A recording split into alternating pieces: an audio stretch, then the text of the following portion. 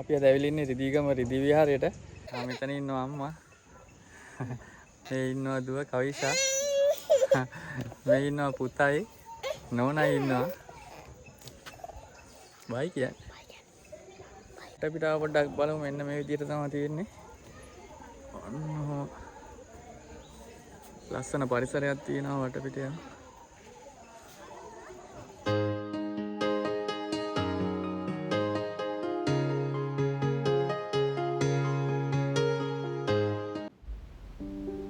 රිදී විහාරයේ ඉතිහාසය සම්බන්ධ වෙන්නේ අපේ රටේ බෞද්ධ ඉතිහාසයේ විශේෂ අවස්ථාවක් සමග. ඒ තමා ක්‍රිස්තු පූර්ව දෙවන ශතවර්ෂයේ රජ කළ දුටුගැමුණු රජතුමා රුවන්වැලි සෑය ඉදිකරපු සමය. ඒ හා සම්බන්ධ ජනප්‍රවාද කතාපුවත දිගැරෙන්නේ මෙන්න මේ විදිහට. නුවර කලාවේ ඉඳලා මලය රට දක්වා වෙළඳාමේ එන ධාර්මික වෙළඳ පිරිසක් ගැල මුදා හැරලා ගවයින්ට නිදහසේ තනබුදින්න දීලා විවේක ගන්නවා. එම අවස්ථාවේ ගවයින් කීප දෙනෙක් නැති වෙනවා.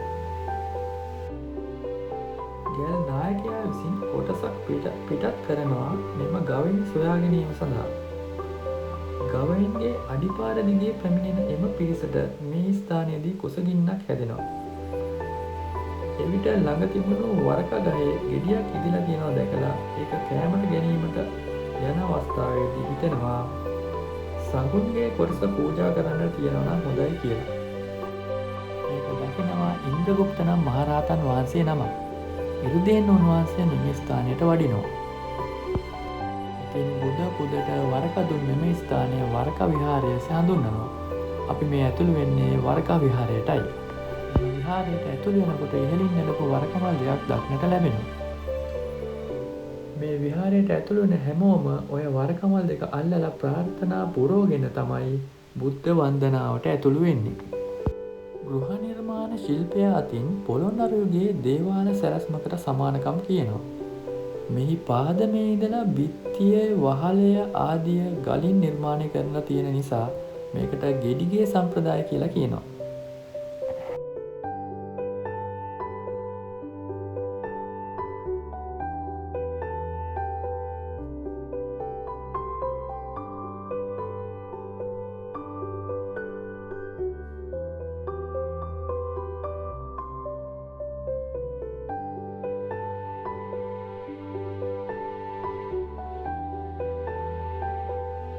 කතාවේ ඉතිරි ටික මෙන්න මේ විදිහට තමයි දිගහැරෙන්නේ.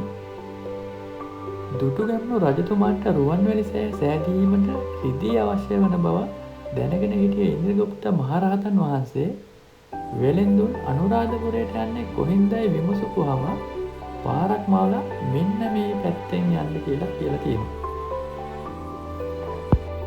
ඉතින් මේ පාරෙන් මේ ධාර්මික වෙළෙන්දන් පිරිස ගමන් කරද්දී රිදී ගොබයක් මතුවලා තියෙනවා දැකලා තියෙනවා. ඉතින් මේ වෙළෙන්දන් ඉතාමත් සැදැහැවත් වෙළෙන්දන් නිසා මේ බව රජ දුටුගැමුණු රජතුමන්ට දැනුම් දීලා තියෙනවා. පසුව දුටුගැමුණු රජතුමන් පැමිණ මේ රිදී අරගෙන ගිහිල්ලා රුවන්වැලි සෑයේ වැඩ අවසන් කරලා තියෙනවා. දැන් දුටුගැමුණු රජතුමාට බොහොම සතුටුයි තමන්ගේ රුවන්වැලි සෑයේ වැඩ කටයුතු අවසන් කිරීමට හැකිවීම නිසා. ඉතින් රජතුමාට රිදී ලැබුණු ස්ථානයට ප්‍රතිඋපකාරයක් කිරීමට අදහස් කර නිසා නැවතත් මෙම ස්ථානයට දුටුගැමුණු රජතුමා දඹරන් පිළිමයක් සාදාගෙන පැමිණෙනවා. ඒ පැමිණෙන අතරතුරේදී එම කරත්තය ගල් තලාවක එරී යනවා. රජතුමා කරත්තය ගැනීමට කොපමණ උත්සාහ කරත් ඒ උත්සාහය අසාර්ථක වෙනවා. අන්නේ අවස්ථාවේදී රජතුමා සත්‍යක්‍රියාවක් කරනවා මේ පිළිමය මට මෙතනින් අරගෙන යන්න බැරි වුණොත් මගේ අවසන් හුස්ම යනතෙක් මෙතනින් නැගිටින්නේ නැහැ කියලා. අන්නේ අවස්ථාවේදී ඉන්ද්‍රගුප්ත මහරහතන් වහන්සේ මේක දැකලා උන්වහන්සේගේ ප්‍රාර්ථනාවක් නිසා මේ පිළිමය අහසෙන් වැඩලා තැන්පත් වෙනවා මෙන්න මේ රිදී විහාරයේ රිදී ගොබේ ගත්තු ස්ථානයට.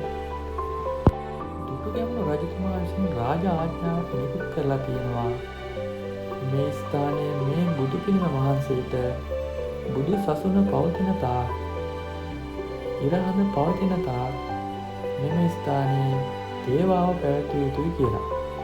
අන්න ඒ අනුව උදෑසන බුද්ධ පූජාව සහිත දානය, දවල් දානය, හවස ගිලන්පස පූජාව අදටත් ඒ විදිහටම කරගෙන යනවා.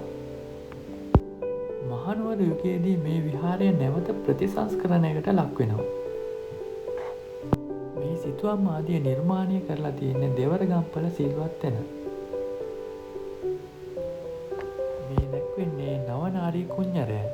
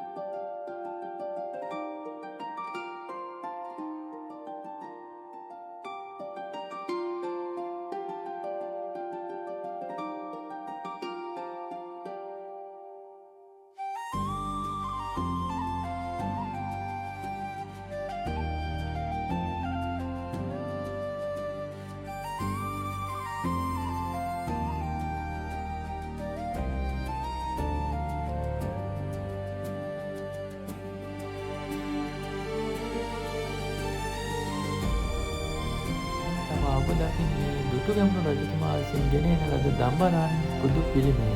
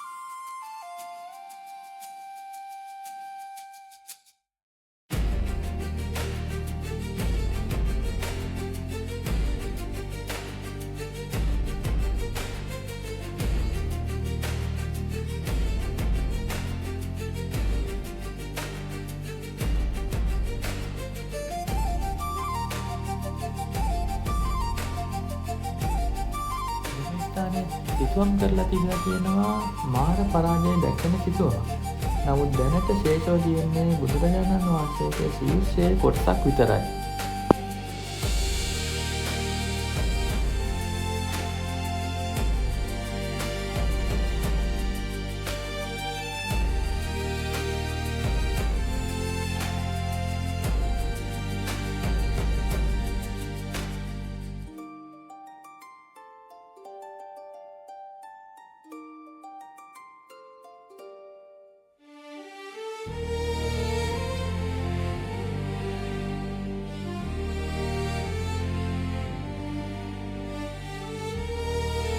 ඔබට දක්නට ලැබෙන්නේ කීර්තිසිරි රාජසිංහ රජතුමාගේ නියමයක් අනුව පත්තිනි දේවාලයේ දේව ගබඩාවට දෙවරගම්පල සිල්වත් සැන විසින් සිදු කරලා තියෙන එකම ඇත්දල කැටයමයි. මෙහි මධ්‍යයේ පංචනාරී කටය නිරූපණය කරලා තියෙනවා.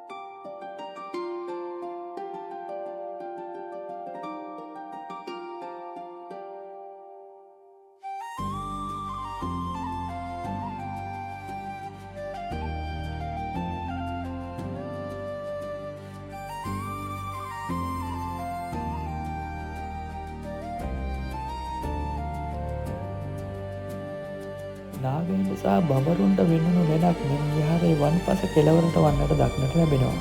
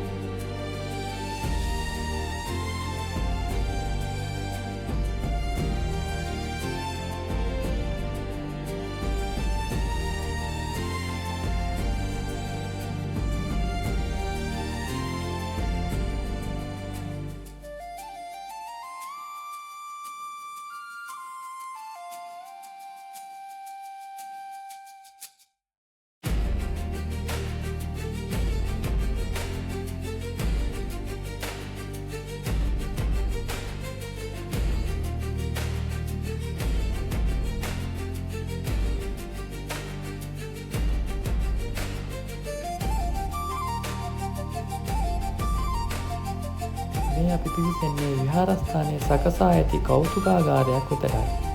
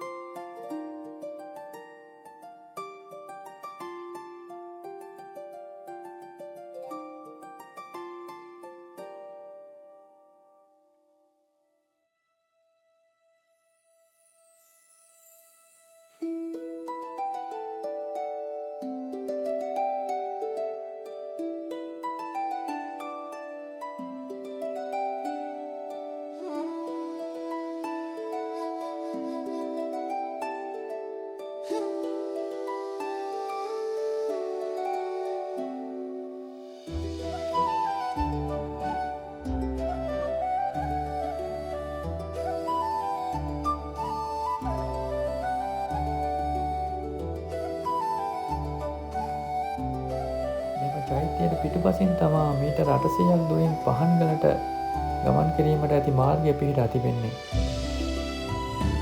පහන්ගල ගමන වෙනම වීඩියෝවක් විදිහට මම ඉදිරිපත් කරනවා.